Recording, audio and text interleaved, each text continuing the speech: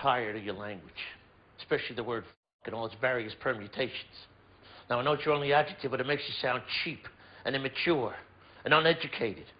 And that may be the truth, but why advertise it? Now, starting today, I'm docking you $1 every time you use that word.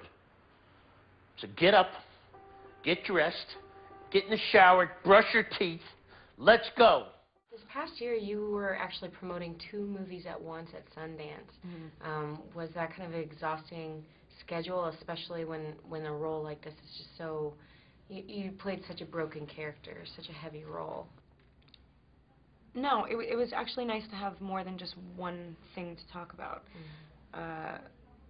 It was like, even though I was sort of like spread thin at Sundance, it took the pressure off a little bit. It's like if I was worried about one thing, I could just go, well, I gotta go do something for the Runaways. You know what I mean? Or like, so it actually ended up being pretty cool. And obviously you had a lot of costumes going on. Were there any pieces of the film that you kind of took with you? Get any of those fishnet tights with you? I have a couple pairs of underwear, yeah. I have a couple pairs of ridiculous underwear that I'll never wear ever again. But you got them? Yeah, I have them. I'll staple them to my wall or something in my office. Yeah.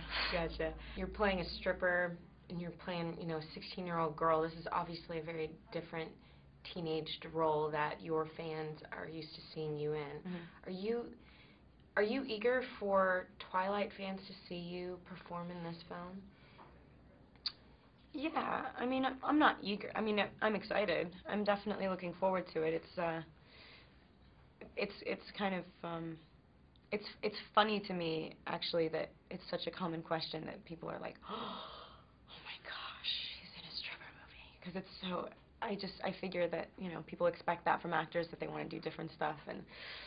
And I totally acknowledge that I am so very tied into the whole Twilight thing, and a lot of people, that's all they've ever seen of me, and so I am excited, yeah, but not eager. Like, I definitely don't choose things based on what I think people are gonna think, and I just got lucky that it was very different from Twilight, and the timing of it is also sort of a coincidence too. You know, this film has been done for a while too. Looking back on it, what was the most difficult day of shooting? What was the most difficult scene that you looked at on paper and you're like, I don't know how this is gonna go? Right.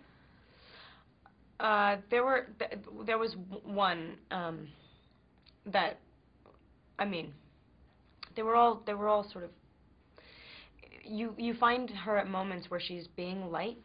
Like a lot of how you see her is what she wants Doug to see at first, which is like, I'm fine, I'm totally fine, I'm really funny and alive, and like that's the kind of stuff that I was really excited to do, because it was like such a contrast with her when she actually acknowledged, like when things became real to her and she wasn't like denying things in her head anymore. And I mean, there's like one scene outside of like a motel where she like loses a lot of money, and it, you know, to get that money, like, I mean, if you lose it, it's such a, even as much as she's used to, you know, that line of work. I know it's so weird to talk about it this way, but I cannot relate to that at all. I mean, I would never do that. I would never, you know what I mean? And so I was scared that it was going to feel like a little bit like, not fake, but just that I was going to feel like I was doing an impression of something rather than really going through it. And what was kind of scary is that